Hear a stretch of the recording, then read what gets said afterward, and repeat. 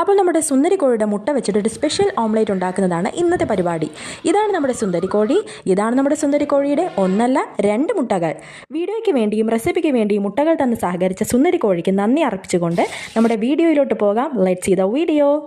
വേണ്ടി പച്ചമുളക്, തക്കാളി, സവാള തുടങ്ങിയ വർണ്ണശബളമായ പച്ചക്കറികൾ എടുക്കുക. കുനുകുന അരിയുക. ശേഷം മുളക് പൊടി വിതറി ഇതിനെ വഴറ്റിയെടുക്കുക. ഈ സമയത്ത് തന്നെ നമ്മുടെ 2 മുട്ടകളെ കുരുമുളക് പൊടിയും ഉപ്പും ചേർത്ത് നന്നായി പതപ്പിച്ചെടുക്കുക. ാണ് ഇതിനു വേണ്ടി നമ്മൾ ഉപയോഗിക്കാറുള്ളത്. എൻ്റെ കയ്യിൽ മല്ലിയില ഇല്ലാത്തതുകൊണ്ട് കറിവേപ്പില വെച്ച് ഞാൻ അഡ്ജസ്റ്റ് ചെയ്തു. ശേഷം നമ്മൾ അതിനെ മറിച്ചിടുക. എൻ്റെ ശ്രമം ചെറുതായൊന്ന് പാളിപ്പോയി. ശേഷം വൃത്താകൃതിയിൽ കിട്ടുന്ന ഈ പ്രതലത്തിലേക്ക് നമ്മൾ നേരത്തെ ചെയ്തു വെച്ചിരുന്ന റെസിപ്പി ആഡ് ചെയ്യുക.